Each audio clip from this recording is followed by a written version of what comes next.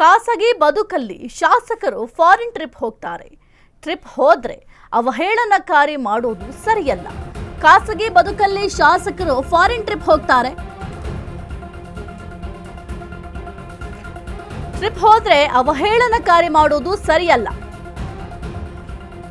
ಶಾಸಕರ ವಿದೇಶ ಪ್ರವಾಸದ ಬಗ್ಗೆ ಕೆಎನ್ ರಾಜಣ್ಣ ಅವರು ಸ್ಟೇಟ್ಮೆಂಟ್ ಕೊಟ್ಟಿದ್ದಾರೆ. ಸದುದ್ದೇಶದಿಂದ ವಿದೇಶ ಪ್ರವಾಸಕ್ಕೆ ಹೋಗಿ ಬರಲಿ, ಅದನ್ನ ತಪ್ಪು ಎನ್ನುವುದು ಸರಿಯಲ್ಲ ಎಂದ ಕೆಎನ್ ರಾಜಣ್ಣ. ವಿದೇಶದಲ್ಲಿ ನಮಗೆ ಒಳ್ಳೆಯದಾಗುವ ಸಂಗತಿ ಇರುತ್ತದೆ, ಅದನ್ನ ತಿಳಿದು ಇಲ್ಲಿ ಬಂದು ಅಳವಡಿಸಿಕೊಳ್ಬೇಕಾಗಲ್ವಾ? ಯಾಕೆ ವಿದೇಶ ಪ್ರವಾಸ ತಡಿತಾರೆ? ಅದು ಸರಿಯಲ್ಲ. ರಾಜಕಾರಣದಲ್ಲಿ ಎಲ್ಲರೂ ಒಂದೇ ತರಹ ಇರ್ತಾರಾ ಅಂತ ಪ್ರಶ್ನೆಯನ್ನ ಮಾಡಿದ್ದಾರೆ ಕೆಎನ್ ರಾಜಣ್ಣ ಅವರು. ನಾನು ಹೋದಷ್ಟು ಫಾರಿನ್ ಟ್ರಿಪ್ ಯಾರೂ ಹೋಗಲ್ಲ. ಸದ್ಯಕ್ಕೆ ಒಂದು ಫಾರಿನ್ ಟ್ರಿಪ್ ವಿಚಾರಕ್ಕೆ ಸಂಬಂಧಪಟ್ಟಂತೆ ಕೆಎನ್ ರಾಜಣ್ಣ ಅವರು ಮಾತನಾಡಿದ್ದಾರೆ. ಅವರು ಅವರ ವೈಯಕ್ತಿಕ ವಿಚಾರ ಫಾರಿನ್ ಟ್ರಿಪ್ ಹೋಗೋದು, ಅದನ್ನ ಯಾರು ಕೂಡ ತಡಿಲಿಕ್ಕೆ ಸಾಧ್ಯ ಇಲ್ಲ. ಅಕಸ್ಮಾತ್ ಹೋಗಿ ಬಂದರೂ ಕೂಡ ಯಾರಿಗೂ ಹೇಳಲ್ಲ. ಅದರಲ್ಲಿ ಏನಿದೆ? ಈಗ ಫಾರಿನ್ ಟ್ರಿಪ್ ಹೋಗಿ ಬಂದರೆ ಅಲ್ಲಿ ಏನಾದರೂ ನಮಗೆ ಅಳವಡಿಕೆ ಮಾಡಿಕೊಳ್ಳುವಂಥದ್ದಿದ್ರೆ ಅದರಿಂದ ಅಳವಡಿಸ್ಕೊಳ್ಳಿ, ಅದರಲ್ಲಿ ಏನು ತಪ್ಪಿದೆ? ಈಗ ಫಾರಿನ್ ಟ್ರಿಪ್ ಹೋಗೋದೇ ಬಹುದೊಡ್ಡ ತಪ್ಪಾಗಿಬಿಡುತ್ತಾ ಅಂತ ಕೆಎನ್ ರಾಜಣ್ಣ ಅವರು ಪ್ರಶ್ನೆಯನ್ನು ಮಾಡಿದ್ದಾರೆ. ಹಾಗಾದರೆ ಕೆಎನ್ ರಾಜಣ್ಣ ಅವರು ಏನು ಮಾತನಾಡಿದ್ದಾರೆ ನೋಡೋಣ. ಅದು ನೀವು ಯಾವ್ಯಾವ ರೀತಿ ನೀವು ಅರ್ಥೈಸ್ತೀರೋ ಅದಕ್ಕೆ ಹೇಳ್ತಾರಲ್ಲ, ಏನೋ ಲೋಕ ಭಿನ್ನ ರುಚಿ ಅಂತ ಹೇಳ್ತಾರಲ್ಲ, ಹಾಗೆ ಒಬ್ಬೊಬ್ರು ಒಂದೊಂದು ರೀತಿಯಲ್ಲಿ ನೋಡ್ತಾರೆ. ಅದಕ್ಕೋಸ್ಕರ ನೋಡಿ, ಪಾಲಿಟಿಕ್ಸು ಪ್ರತಿಯೊಂದರಲ್ಲೂ ಕೂಡ ರಾಜಕಾರಣ ಇದ್ದೇ ಇರುತ್ತೆ. ರಾಜಕಾರಣ ಇಲ್ಲದೆ ಇರ್ತಕ್ಕಂಥದ್ದು ಯಾವುದೂ ಇಲ್ಲ. ಆದರೆ ಅದನ್ನು ನಾವು ಸದುದ್ದೇಶದಿಂದ ಮಾಡ್ತಕ್ಕಂಥ ಒಂದು ವಿದೇಶ ಪ್ರವಾಸ ಹೋಗಿ ಬರಲಿ. ಈಗ ಅವರಲ್ಲಿ ಸಪೋಸ್ ಈಗ ಯಾವ ದೇಶಗಳಿಗೆ ಹೋಗ್ತಾರೆ, ಈಗ ಹೈನುಗಾರಿಕೆ ಹೋಗ್ತಾರೆ, ಈಗ MSI ಇಲ್ಲ ಪುಟ್ಟರಂಗ ಶೆಟ್ಟರು ಹೋಗ್ತಾರೆ. ಸರಿ, ಅವರು ಅಲ್ಲಿ ಹೋದಾಗ ನಮ್ಮ ಯಾರು ಕೌಂಟರ್ ಪಾರ್ಟ್ಸ್ ಇರ್ತವೆ, ಅಲ್ಲಿ ಯಾವ ರೀತಿ ವ್ಯವಸ್ಥೆ ಇದೆ ಅಂತಕ್ಕಂಥದ್ದು, ನಮ್ಮಲ್ಲಿ ಯಾವ ವ್ಯವಸ್ಥೆ ಇದೆ ಅದನ್ನು ಅವ್ರ ಜೊತೆ ವಿನಿಮಯ ಮಾಡ್ಕೋಬೇಕು. ಅವರಲ್ಲಿರ್ತಕ್ಕಂಥ ಒಳ್ಳೆಯದು ನಮ್ಮ ಜನಕ್ಕೆ ಅನುಕೂಲ ಆಗ್ತಕ್ಕಂಥದ್ದು ಸಂಗತಿಗಳಿದ್ದಾಗ ಅದನ್ನು ಬಂದು ಇಲ್ಲಿ ಚಾಲ್ತಿ ಮಾಡಬೇಕು.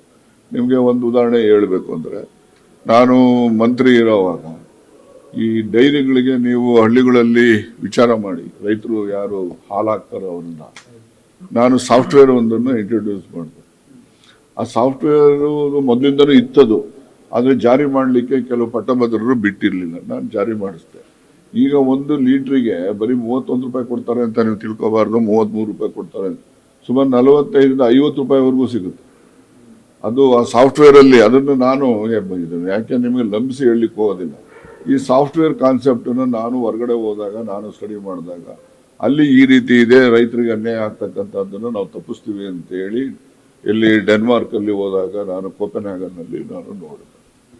ಸೊ ಅದನ್ನು ತಂದು ಇಲ್ಲಿ ಇಂಟ್ರೊಡ್ಯೂಸ್ ಮಾಡಿದೆ. ಈಗ ನಮ್ಮ ರೈತರಿಗೆ ಎಷ್ಟು ಸಹಾಯ ಆಗಿದೆ ಗೊತ್ತಾಯ್ತಾ? ಆ ರೀತಿ ಯಾವ ಪ್ರಪಂಚದ ದೇಶಗಳಲ್ಲಿ ರೈತರ ಪರವಾಗಿ ಅನುಕೂಲ ಆಗ್ತಕ್ಕಂಥ ಸಂಗತಿಗಳಿರ್ತವೆ, ಅದನ್ನು ನಾವು ಅಲ್ಲಿ ಕಲಿತು ಬಂದು ಇಲ್ಲಿ ಜಾರಿ ಮಾಡೋದ್ರಿಂದ ನಮ್ಮ ಜನಕ್ಕೆ ಸಹಾಯ ಆಗ್ತದೆ. ಆ ಥರದಲ್ಲಿ ಇವರು ಏನಾದ್ರು ಕಲಿತು ಬರಲಿ ಅಂತ ನನ್ನ ಆಶೆ.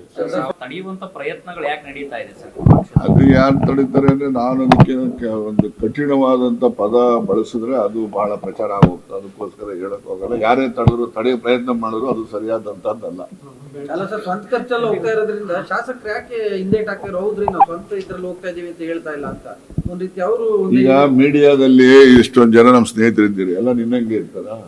ರಾಜಕಾರಣದಲ್ಲಿ ನಮ್ಮಂಗೆ ಎಷ್ಟು ಜನ ಅವರೆಲ್ಲ ನನ್ನಂಗೆ ಇರ್ತಾರ? ಹಂಗೆ ಒಬ್ಬೊಬ್ರು ಒಂದೊಂದು ರೀತಿ ಇರ್ತಾರೆ ನಡವಳಿಕೆಗಳು. ಅದ್ರದ್ದು ಸಿದ್ದರಾಮಯ್ಯನವ್ರು ನೋಡ್ರಿ, ಅವ್ರದ್ದು ಹೇಳ್ತೀನಿ ನಿಮ್ಗೆ. ಇವಾಗ ನೀವೆಲ್ಲ ಯಾರೇ ಅವ್ರಿಗೆ ಹತ್ರದವ್ರು ಇರ್ಬೋದು, ಒಂದು 6 ತಿಂಗಳು ಹೋಗ್ಲಿಲ್ಲ, ಮಾತಾಡ್ಲಿಲ್ಲ ಅಂದ್ರೆ ಎಲ್ಲಿದ್ಯಾ, ಯಾಕೆ ಬರ್ತಿಲ್ಲ ಅಂತ ಯಾರನ್ನೂ ಕೇಳಲ್ಲ. ದಿವಸ ಯಾವನಾರು ಓದ್ತಾ ಇದ್ರೆ ಯಾಕಪ್ಪ ದಿವಸ ಬಂದೆ, ಏನ್ ಕೆಲಸ ಅಂತ ಅವ್ರನ್ನೂ ಕೇಳಲ್ಲ.